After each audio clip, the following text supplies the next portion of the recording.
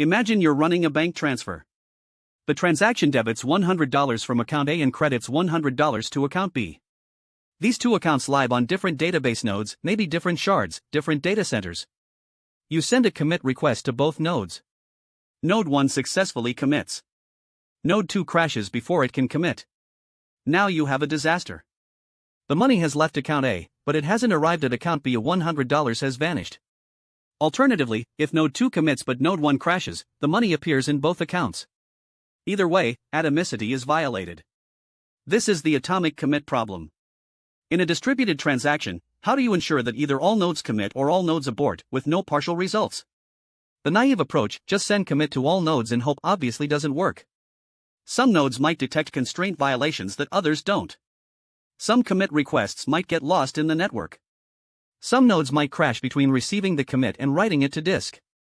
A transaction commit is irrevocable. Once committed, other clients may have already read and acted on that data. You cannot retroactively abort. This asymmetry, you can abort before committing, but not after, is what makes the distributed atomic commit problem hard. The most widely used solution is two-phase commit, or 2PC. It's implemented in MySQL, PostgreSQL, Oracle, SQL Server, and most other relational databases. It's also available via the XA standard extended architecture, which allows heterogeneous distributed transactions across different databases and message brokers, supported since 1991. Before we celebrate 2PC as a solution, though, we need to understand its fatal flaw, which will motivate us toward fault-tolerant consensus. Two-phase commit introduces a new component that doesn't exist in single-node transactions, a coordinator, also called the transaction manager. The coordinator orchestrates the entire commit process. The database nodes participating in the transaction are called participants. Here is how 2PC works. Think of it like a marriage ceremony in Western culture. Phase 1 is the prepare phase. The coordinator asks every participant, "Can you commit this transaction?" Each participant must respond honestly. If a participant says yes, it is making a binding promise, it has written all transaction data to disk, it has checked all constraints, and it swears it can commit this transaction at any time in the future even if it crashes and restarts. By saying yes, the participant surrenders its right to abort. It cannot change its mind. Phase 2 depends on the responses. If all participants said yes, the coordinator writes a commit decision to its own durable log, this is called the commit point, and then sends commit to all participants. If any participant said no, the coordinator sends abort to all participants. Each participant executes the coordinator's decision. The key insight is why this ensures atomicity. There are two irrevocable points. First, when a participant says yes, it promises it can commit no matter what happens next. Second, when the coordinator writes its decision to its log, that decision is final.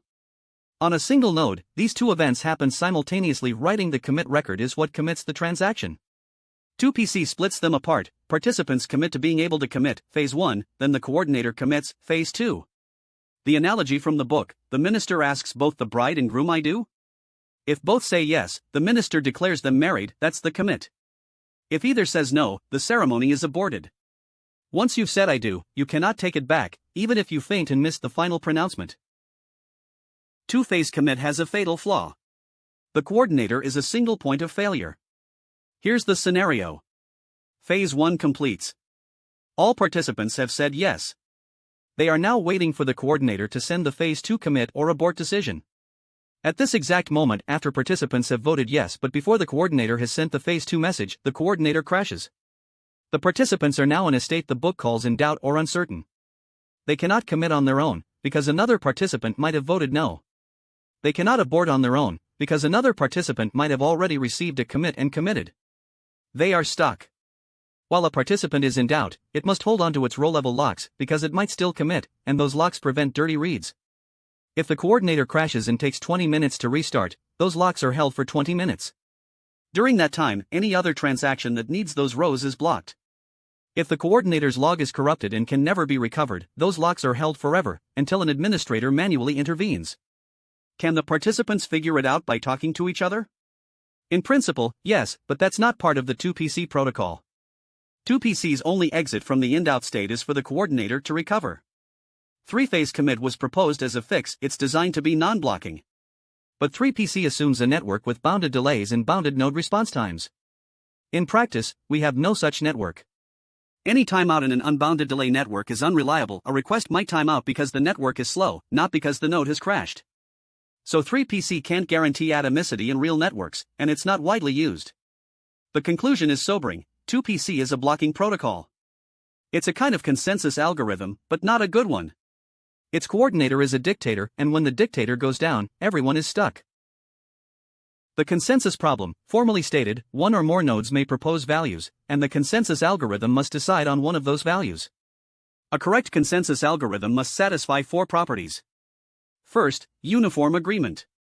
No two nodes decide differently. Everyone decides the same value. Second, integrity. No node decides twice. Once decided, the decision is final. Third, validity. The decided value was proposed by some node. The algorithm can't invent a value out of thin air. Fourth, termination.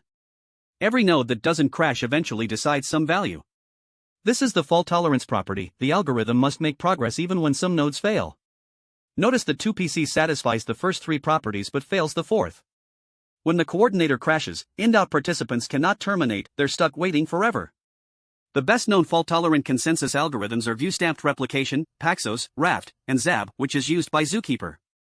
These algorithms all internally use a leader, but they don't guarantee that the leader is unique at every moment. Instead, they use epoch numbers, called ballot numbers in Paxos, view numbers in view-stamped replication, and term numbers in Raft. Each time a new leader is elected, the epoch number increments. A leader can only act if it is confirmed with a quorum of nodes, a majority, that there is no leader with a higher epoch.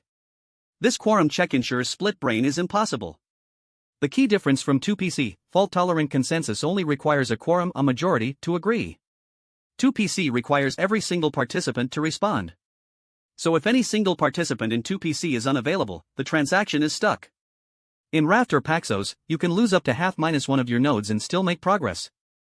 This is why Zookeeper and ET are used as consensus services for leader election, distributed locks, service discovery, and configuration management.